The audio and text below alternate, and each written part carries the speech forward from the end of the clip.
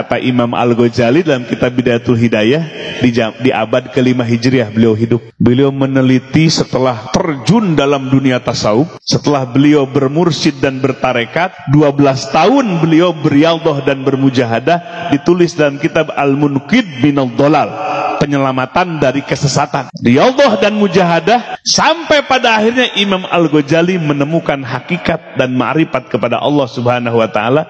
Kemudian dia menelusuri penyakit-penyakit kolbu. Penyakit kolbu dipelajari, didapatkan. Sehingga ketika itu Imam Al-Ghazali menyimpulkan ulama yang ada pada zamannya itu terbagi dalam 2 kelompok. Yang pertama namanya ulama dunia. Apa ulama dunia itu?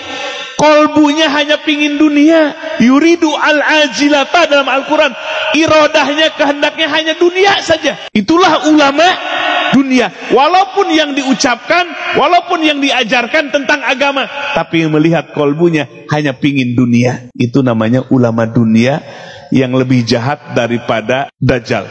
Kalau Dajjal kafir jelas, tapi kalau ulama dunia ini penampilannya seperti ulama, tetapi hatinya busuk, ngajarin wirid hanya untuk dunia saja. Ada yang kedua, Imam Ghazali menyebutnya ulamaul akhirah, ulama akhirat. Itulah ulama pewaris Nabi. Ulama akhirat itu yang ngajak kepada Allah, mengajak hati umat kepada akhirat. Dunia ini akan kita tinggalkan. Ulama akhirat itu ngajak kepada akhirat, supaya umat ini mencita-citakan akhirat.